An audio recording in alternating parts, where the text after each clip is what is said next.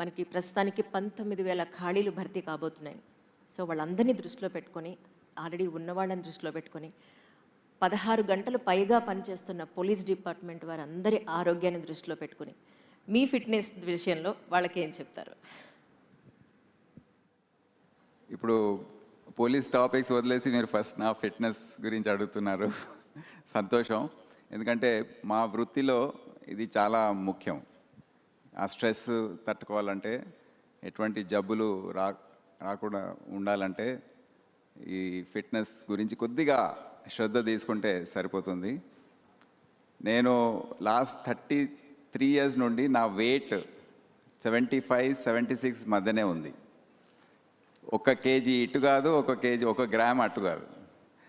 అది కాన్షియస్గా మెయింటైన్ చేసుకుంటూ వచ్చాను. ఎందుకంటే తక్కువైపోతే మసిల్ లాస్, ఎక్కువైపోతే మళ్ళీ కొద్దిగా యాక్టివ్గా ఏదైతే స్పోర్ట్స్ ఇప్పుడు కూడా నేను పాల్గొంటున్నాను. క్రికెట్ మ్యాచెస్ ఆడుతుంటాను. లాస్ట్ ఇయర్ లీగ్స్ ఇప్పుడు కూడా లీగ్ క్రికెట్ ఆడుతున్నాను. లాస్ట్ ఇయర్ 5 సెంచరీస్ కూడా కొట్టాను.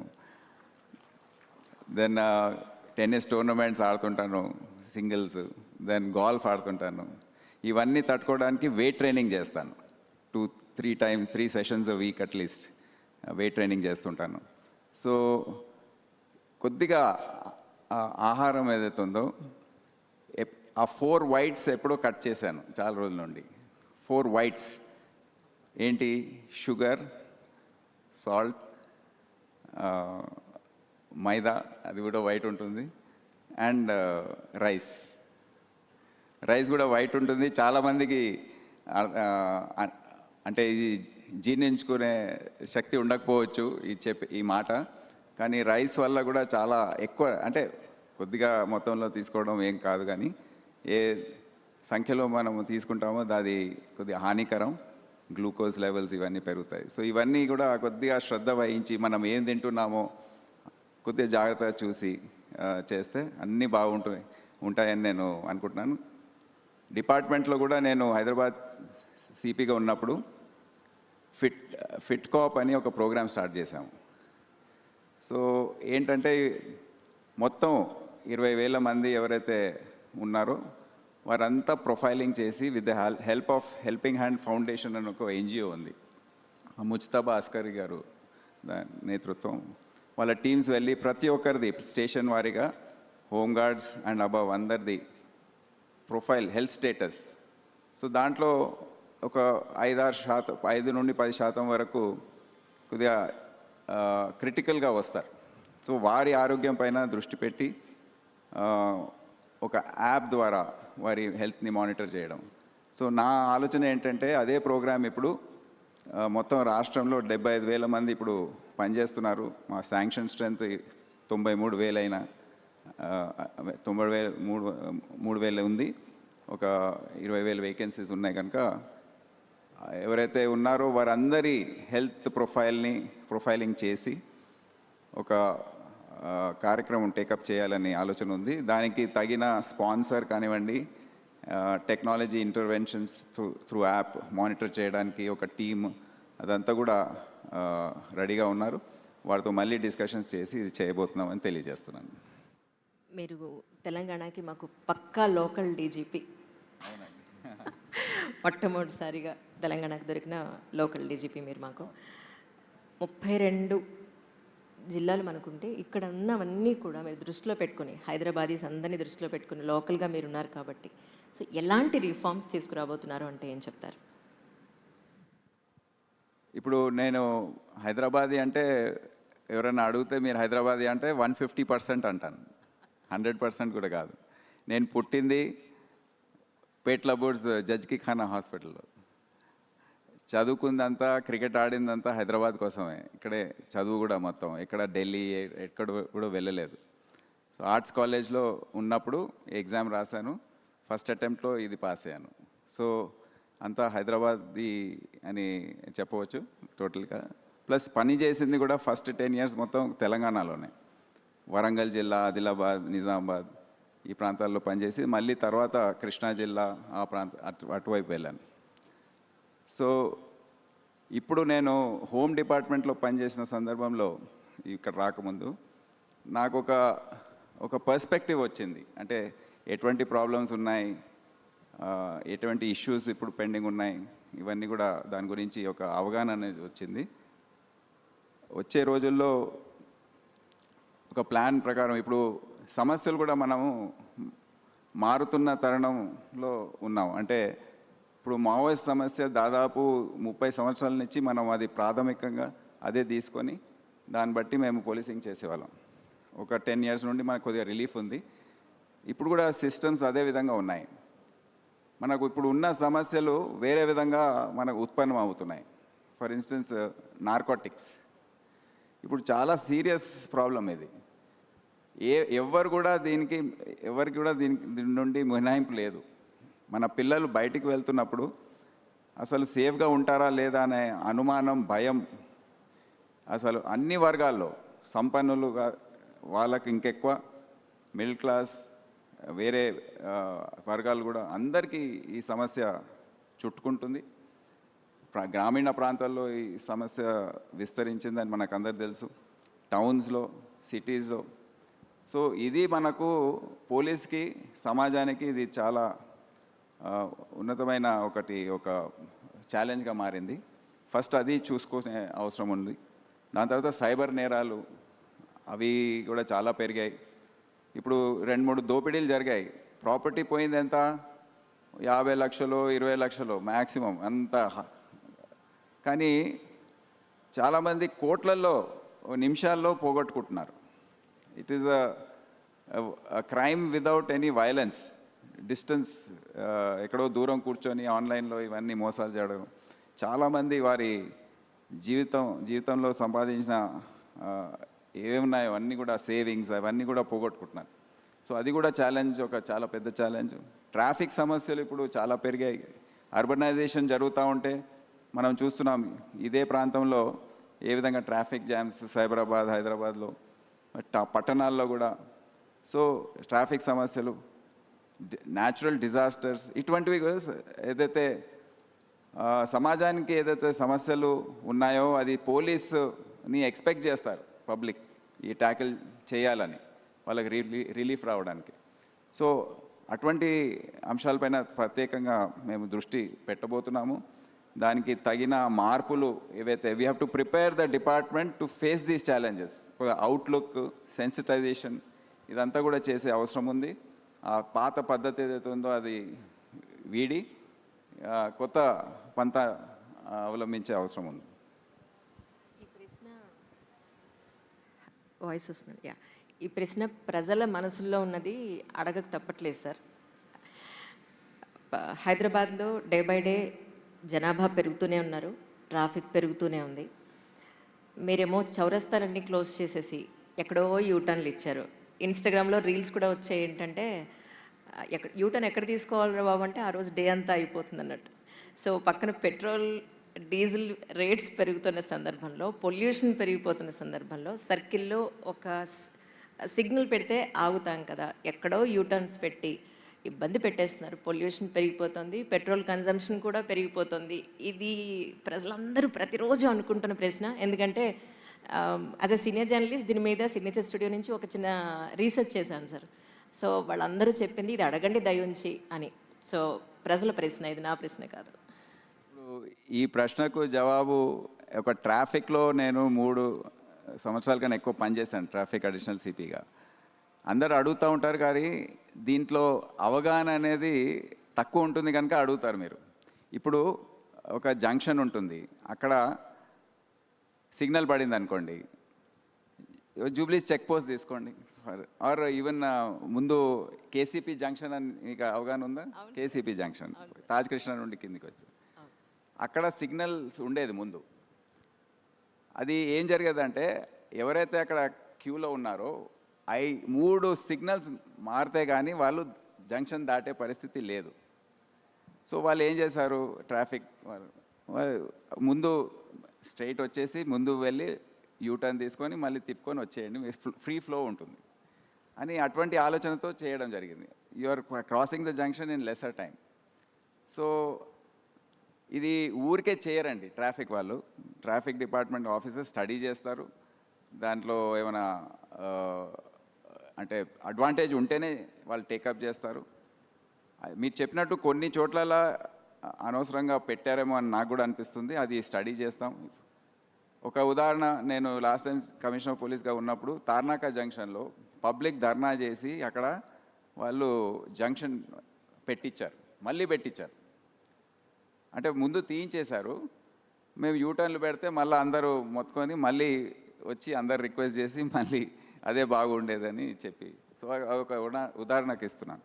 సో ఈ విధంగా ఉంటుంది. కాదు, చాలా technical subject. Traffic flows, traffic volumes అనేది అర్థం చేసుకోవడం చాలా కష్టం. It's very technical. మేము కొద్దిగా ప్రొఫెషనల్స్ సహాయం తీసుకొని ఈ ఒక traffic management and road safety bureau అనేది రాష్ట్రంలో ఏర్పాటు చేయమని ముఖ్యమంత్రి గారు కూడా ఆదేశాలు ఇచ్చారు.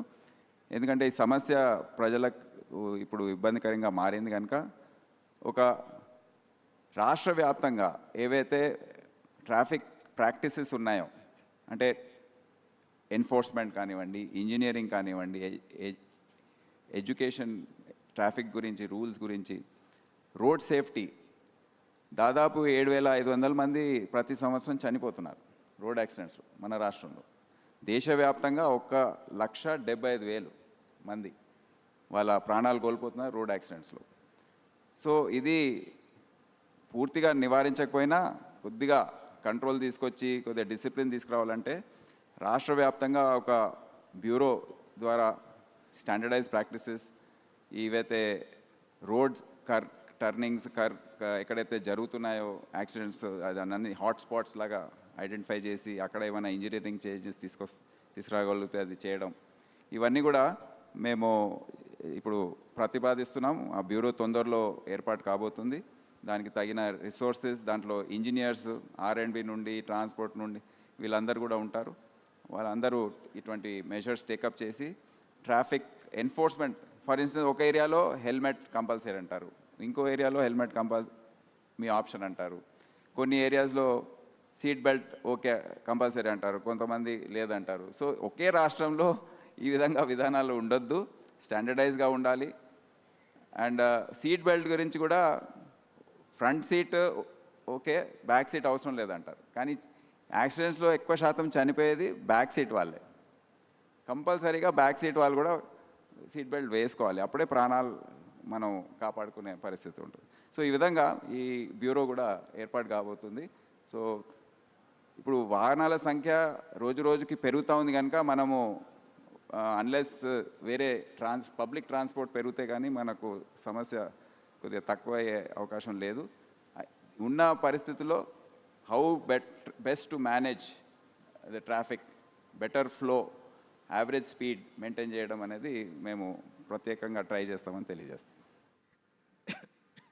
మీ ఉద్దేశ ప్రకారం తెలంగాణలో ప్రస్తుతానికున్న ముఖ్యమైన సమస్యలు అంటే ఏం చెప్తారు సార్? పోలీస్ పరంగానా? అదే ఇప్పుడే మెన్షన్ చేశాను కదా, మాకు దేశవ్యాప్తంగా ఉన్నట్టు నార్కోటిక్స్, డ్రగ్స్ సమస్య చాలా చాలా తీవ్రంగా ఉంది. అది అంటే ఇప్పుడు ఈగిల్ ఫోర్స్ ఏదైతే ఉందో వాళ్ళు చేసే వర్క్ కొన్ని యూనిట్స్లో ఈ హైదరాబాద్, సైబరాబాద్, మల్కాజ్గిరి వాళ్ళ SOTs, వాళ్ళ టాస్క్ ఫోర్సెస్ చేసే పని ద్వారా కొద్దిగా కంట్రోల్ ఉంది, మంచి మంచి గ్యాంగ్స్ పట్టుకుంటున్నారు. కానీ రాష్ట్రంలో అందరూ SPలు, CPలు అందరూ దీంట్లో వాళ్ళ సహాయం అందించే అవసరం ఉంది. వాళ్ళు కూడా ఈ డ్రగ్స్ పైన ఒక యుద్ధం లాంటిది చేస్తే కానీ మనకు ఇది కంట్రోల్ కాదు. ఇదే కాకుండా సైబర్ క్రైమ్ చెప్పాను, ప్లస్ రొటీన్ క్రైమ్ ఏదైతే ఉంటుందో అది తప్పకుండా అది వాచ్ చేయవలసిందే. అండ్ ఈ రోడ్ యాక్సిడెంట్స్, ట్రాఫిక్ మేనేజ్మెంట్ అనేది మాకు సమస్యగా ఉంటాయని, ప్రయారిటీస్గా ఉంటాయని నేను తెలియజేస్తాను. ఎస్పెషల్లీ డ్రగ్స్ పాయింట్ ఆఫ్ వ్యూలో సార్, స్కూల్స్, కాలేజెస్ వరకు కూడా చాలా ఫ్రీక్వెంట్గా దొరుకుతున్నాయని. సో దీనికి సంబంధించి నేను కాలేజెస్కి వెళ్ళి కనుక్కున్నప్పుడు ప్రైజ్ మనీ కనుక పెడితే, ఎవరైనా ఇలా పట్టుకోండి, ఎవరైనా ఇలా కనుక సప్లై చేస్తుంటే మాకు ఇన్ఫర్మేషన్ ఇవ్వండి, ఫోటో కానీ వీడియో కానీ ఇన్ఫర్మేషన్ ఏదైనా మాకు చెప్పండి, సో పిల్లలు ముందుకు వస్తారు అనేది చాలామంది స్టూడెంట్స్ అనడం జరిగింది. సో డ్రగ్స్ పాయింట్ ఆఫ్ వ్యూలో నెక్స్ట్ జనరేషన్స్ లాస్ అవ్వకుండా ఉండాలంటే మీరు తీసుకునే రిఫార్మ్స్ అంటే ఏం చెప్తారు సార్? ఇప్పుడు మనం అత్యంత ఆందోళన కలిగించే విషయం ఇప్పుడు మన ఎడ్యుకేషనల్ ఇన్స్టిట్యూషన్స్లో ఏదైతే విస్తరిస్తుందో ఈ డ్రగ్స్ సమస్య, అది మనం దాని గురించి చాలా ఆలోచించే అవసరం ఉంది. ముఖ్యంగా ఈ యాంటీ డ్రగ్ కమిటీస్ ఏవైతే ఉన్నాయో ప్రతి ఎడ్యుకేషనల్ ఇన్స్టిట్యూషన్లో కంపల్సరీగా మ్యాండేటరీగా ఉండే విధంగా ఇప్పుడు ముఖ్యమంత్రి గారి స్థాయిలో కూడా డిస్కషన్స్ జరిగాయి. మేము కూడా నేను ఈగిల్ వాళ్ళ డిపార్ట్మెంట్ రివ్యూ చేశాను, ఆదేశాలు ఇచ్చాను. ఇప్పుడు వర్క్ స్టార్ట్ అయింది. కొత్త జియో మేము తీసుకురావాలి. దాంట్లో it will make it compulsory for all educational institutions to have this anti-drug committee. We may call it safety clubs or whatever name it is given. అయితే వాళ్ళ బాధ్యత అవుతుంది ఇప్పటి నుండి. అడ్మిషన్ తీసుకోకముందు పిల్లల ద్వారా అండర్టేకింగ్, పేరెంట్స్ అండర్టేకింగ్ తీసుకునే అవసరం ఉంటుంది కంపల్సరీగా. తర్వాత అటువంటి యాక్టివిటీ ఏదైనా ఇన్స్టిట్యూషన్స్లో జరిగితే, స్కూల్, కాలేజెస్, యూనివర్సిటీస్, ఆ ఇన్స్టిట్యూషన్ మేనేజ్మెంట్ బాధ్యత అవుతుంది. వాళ్ళు ఒక కమిటీ పెట్టుకోవాలి. యాంటీ ర్యాగింగ్ కమిటీస్ ఉండేది గతంలో, అదే స్థాయిలో అదే విధంగా యాంటీ డ్రగ్ కమిటీస్ కూడా ఉండాలి. వాళ్ళు రిపోర్ట్ చేయాలి. ఎందుకంటే మేము లోపల వెళ్ళి కనుక్కునే అవకాశం మాకు లేదు. దురదృష్టవశాత్తు ఈ ఎడ్యుకేషన్ ఇన్స్టిట్యూషన్స్ వాళ్ళకి తెలిసినా బయటికి చెప్పట్లేదు. ఎందుకంటే వాళ్ళకు రెప్యుటేషన్ లాస్ అవుతుందని. మాకు చెడ్డ పేరు వస్తుంది, మా స్కూల్కి చెడ్డ పేరు వస్తుంది, ఇక్కడ డ్రగ్స్ దొరుకుతాయి, పిల్లలు డ్రగ్స్ తీసుకుంటున్నారంటే ఎవరు అడ్మిషన్కి రారు అనే ఇటువంటి ఆలోచనతో వాళ్ళు బయట చెప్పట్లేదు.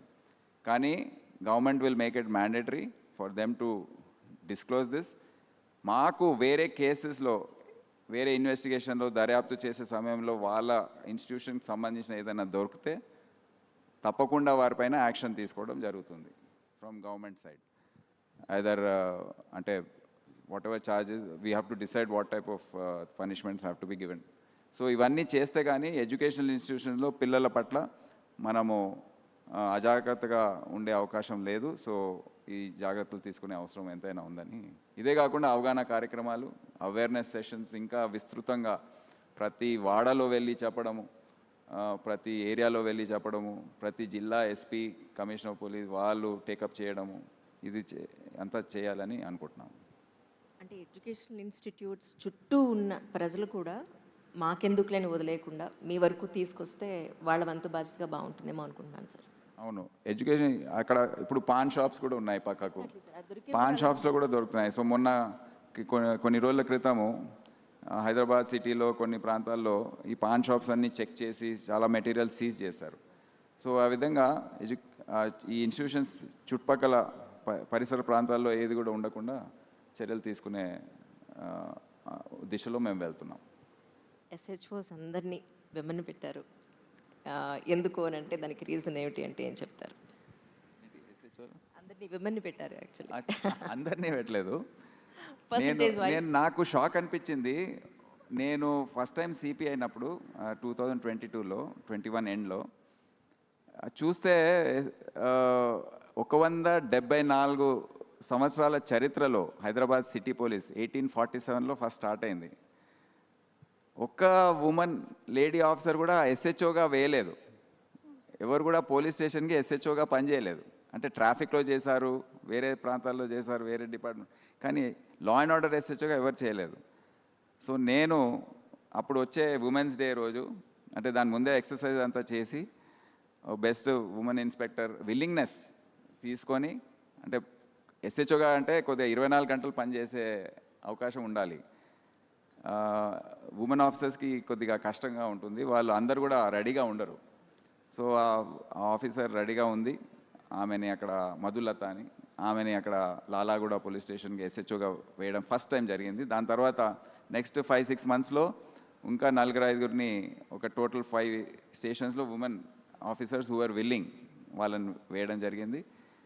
తర్వాత లాస్ట్ టైం నేను గత సంవత్సరం 18 డీసీపీస్ నా దగ్గర పనిచేస్తున్నారు సిటీలో. 9 మంది ఉమెన్ డీసీపీస్ ఉన్నారు. Half 9 of them were, and they are holding important zones, north zone, central zone, south zone లాంటి సెన్సిటివ్ జోన్ కూడా వాళ్ళు చేయడం జరిగింది. సిసిఎస్, ఇంకా head quarters, all important things city పోలీస్కి. అండ్ నేను చెప్పదలుచుకున్నాను, వాళ్ళ కొలీగ్ మేల్ ఆఫీసర్స్తో పోల్చుకుంటే ఇంకా చాలా బాగా పనిచేస్తారు. సో దట్స్ వై కొద్దిగా వీ షుడ్ నాట్ డిస్క్రిమినేట్. ఇప్పుడు ఉమెన్ ఎస్ఐస్ వాళ్ళు వచ్చిన సందర్భంలో కూడా లాస్ట్ బ్యాచ్ 98 ఎస్ఐస్ వచ్చారు హైదరాబాద్ సిటీలో. దాంట్లో 32 మంది ఉమెన్ ఎస్ఐస్ ఉన్నారు. వాళ్ళు ఫస్ట్ రిక్వెస్ట్, కొంతమంది ఫస్ట్ డే వచ్చి, సార్ మాకు సైబర్ క్రైమ్లో వేయండి, ఐటీ సెల్లో వేయండి, సిసిఎస్లో వేయండి. ఎందుకమ్మా అంటే, సార్ పెళ్ళి కావట్లేదు, లేకపోతే ఇంట్లో ఒప్పుకోవట్లేదు, లేకపోతే ఆల్రెడీ పెళ్ళైన వారు భర్త ఒప్పుకోవట్లేదు. నేను అందరినీ పిలిపించి కౌన్సిలింగ్ చేశాను. ఫస్ట్ పోస్టింగ్ క్వశ్చనే లేదు, మీరు ఫీల్డ్లో వెళ్ళవలసిందే, ధైర్యం తెచ్చుకోవాలి. ఇక్కడ మీరు ఏం చూసి వచ్చారు, సినిమాల్లో అన్నీ చూసి వచ్చారా, ఇక్కడ కష్టంగా ఇట్లాగే ఉంటుంది, తప్పకుండా మీరు చేయవలసిందే, ధైర్యం తెచ్చుకోవాలి అండ్ చేయాలి. అండ్ ఫ్యూచర్లో కూడా స్టేషన్ ఎస్హెచ్ఓస్గా కూడా మీరు చేయాలని వారికి ప్రోత్సాహం ఇచ్చి పంపించడం జరిగింది. పోలీస్ డిపార్ట్మెంట్లోకి రావాలనుకునే యంగర్ జనరేషన్కి ఇలా మీరు వీటికి సన్నద్ధంగా ఉంటేనే డిపార్ట్మెంట్లోకి రండి అన్న కొన్ని important points, dos and don'ts అంటే ఏం చెప్తారు sir? Police department or government service itself and police department ప్రత్యేకంగా ఈ పబ్లిక్ సర్వీస్ చేయాలనే ఆలోచన కడుపు లోపల నుండి వచ్చే ఒక ఆశ ఏదైతే కొంతమందికి ఉంటుందో, అది లేకపోతే రావద్దని నేను విజ్ఞప్తి చేస్తున్నాను. ఎందుకంటే ఇక్కడ వేరే ఆలోచనతో రావద్దని కూడా నేను పబ్లిక్గా బహిరంగంగా కూడా నేను చెప్పాను. ఇక్కడ ఏదో డబ్బు సంపాదన, లేకపోతే మాకు పవర్ ఉంటుంది, మేము దాన్ని వాడుకొని ప్రజల దగ్గర ఎక్స్ట్రాక్ట్ చేద్దాము, ఆ ఆలోచనతో వస్తే సరే కొన్ని రోజులు నడుస్తుంది, కానీ మీకు చెడ్డ పేరు, ఏదో రోజు ఏసీబీ ట్రాపో సస్పెన్షనో ఏదో ఒకటి జరుగుతూ ఉంటుంది. ఇవన్నీ ఇబ్బందులు పడే బదులు మీరు వేరే ఒక పాన్ షాప్ పెట్టుకున్నా దీనికన్నా ఎక్కువ సంపాదించవచ్చు. దయచేసి ఇక్కడ రాకండి. So that is the main thing. ఆ ఇంటెగ్రిటీ, ఆ ప్యాషన్ ఫర్ సర్వీస్ ఉంటే కానీ యూ స్టడీ యువర్ సెల్ఫ్. వేరే ఆప్షన్స్ కూడా ఉన్నాయి కదా. సో మీరు హైలీ ఎడ్యుకేటెడ్. ఇప్పుడు మా కానిస్టేబుల్స్ కూడా చాలామంది PhDs, post graduates, engineering graduates, double degrees. So మీకు వేరే ఉద్యోగాలు కూడా దొరుకుతాయి, ఇక్కడ వచ్చే అవసరమే లేదు. సో ఇదొకటి కూడా ఈ అంచనా వేసుకొని వస్తే బాగుంటుందని. ఎందుకంటే మీకు ఇక్కడ వచ్చి మళ్ళీ వేరే బిజినెస్ పెట్టుకున్నారనుకోండి, ప్రజలకు బాగా ఇబ్బంది కలుగుతుంది, అన్యాయం జరుగుతుంది, అండ్ అఫ్కోర్స్ డిపార్ట్మెంట్ చెడ్డ పేరు వస్తుంది అండ్ గవర్నమెంట్ చెడ్డ పేరు వస్తుంది. Absolutely sir. 2028 మీరు రిటైర్ అయ్యే లోపల నేను ఖచ్చితంగా చేయాలి అనుకున్న కొన్ని ఇంపార్టెంట్ వర్క్స్ అంటే ఏం చెప్తారు సార్? ఇప్పుడు నేను గమనించింది ఏంటంటే, ఒక ఫ్రెండ్లీ పోలీసింగ్ కాన్సెప్ట్ అని పెట్టి మా ఆఫీసర్స్ కొద్దిగా వాళ్ళలో ఉన్న ఆత్మస్థైర్యం, ధైర్యం, కాన్ఫిడెన్స్ ఏదైతే ఉందో వారికి కొద్దిగా కోల్పోయినట్టు కనిపిస్తుంది. నాకు గత 2-3 సంవత్సరాల నుంచి చూస్తున్నాను. ఇప్పుడు ఏంటంటే మనం ఉన్న సామాజిక పరిస్థితుల్లో మనం ఏదో యుఎస్లో, లండన్లో జరుగుతున్న తీసుకొచ్చి ఇక్కడ పైన ఇంపోజ్ చేయడం అనేది తప్పు అని నేను భావిస్తున్నాను. What I believe is in effective police and strong policing. సమాజం కూడా అదే కోరుకుంటుంది. పోలీసింగ్ ఎప్పుడు కూడా గట్టిగా ఉండాలి. ఎవరైతే సంఘ వ్యతిరేక శక్తులు ఉన్నాయో, రౌడీ షీటర్స్ ఉన్నారో, క్రిమినల్స్ ఉన్నారో, వారి పట్ల మనం కఠినంగా వ్యవహరించకపోతే మిగతా 90% జనాభా ఇబ్బంది పడుతుంది. కానీ వాళ్ళని కూడా మర్యాద చేసుకుంటూ, ఎవరైతే రూల్స్ ఫాలో చేయరో వాళ్ళ పట్ల కూడా మర్యాదగా మేము okay to a certain extent మేము చట్ట ప్రకారం యాక్షన్ తీసుకోవాలి. What ever is to be done has to be done. ఎందుకంటే మిగతా 90% జనాభాకి రిలీఫ్ రావాలంటే ఇది చాలా అవసరం. So we will keep that in mind. నా ఉద్దేశం ఏది ఉంటుందంటే, మా ఆఫీసర్స్, కానిస్టేబుల్, హోంగార్డ్ స్థాయి నుండి పై వరకు, ఇప్పుడు డ్రంక్ అండ్ డ్రైవ్, నేను ట్రాఫిక్లో ఉన్నప్పుడు మా హోంగార్డ్స్ కానిస్టేబుల్ చేసేది డ్రంక్ అండ్ డ్రైవ్, అప్పుడే స్టార్ట్ చేసాం. భయపడేది ముందు, కానీ వాళ్ళకి ధైర్యం ఇవ్వాలి. వాళ్ళు చట్ట ప్రకారం చేస్తున్నారు కనుక మీరు భయపడే అవసరం లేదు. ఒక్క కానిస్టేబుల్ హోంగార్డ్ కూడా సస్పెండ్ కాలేదు. పెద్ద పెద్ద వీవీఐపీస్ని పట్టుకున్నా. వాళ్ళు ఫోన్లు చేసేవారు కోపంగా, అరే how dare you stop me అని. హౌ డేర్ అంటే వాడు ఉద్యోగం వాడు చేస్తున్నాడు, so we have to support them. So ఈ విధంగా మా పోలీస్ అందరికీ కూడా ఒక ధైర్యం ఇచ్చి, సరిగ్గా మీరు చట్ట ప్రకారం న్యాయం చేసే విధంగా పనిచేసి స్ట్రాంగ్గా ఉండండి, ఎఫెక్టివ్గా ఉండండి. ఒక effective police which includes friendly police, అంటే దాంట్లో ఒక భాగం అది. అందరితో పోలీస్ స్టేషన్ వచ్చినప్పుడు మర్యాదగా వ్యవహరించడం అనేది అది compulsory. No one can misbehave. ఎవరితో మాట్లాడుతున్నప్పుడు మర్యాదగా మాట్లాడాలి. So it not be a separate నినాదం, కానీ మేము ఎఫెక్టివ్గా గట్టిగా పనిచేయాలని నేను ఏం చేస్తానని తెలియజేస్తాను. That's very nice sir. Really ఇచ్చిన టైం ప్రకారం ఇంకొక ప్రశ్నతో ముగిస్తాను సార్. వాళ్ళు టైం ఎక్స్టెండ్ చేశారు. Thank you so much really. Yes sir, ఈ క్వశ్చన్ సరిపోతుంది మనకి. యాక్చువల్లీ మీ ఉద్దేశం ప్రకారం మీరు పోలీస్ డిపార్ట్మెంట్లోకి ఐపీఎస్ అయిన తర్వాత వచ్చాక మీరు ఒక ఎయిమ్ పెట్టుకునో నేను ఇలా ఉండాలి అనో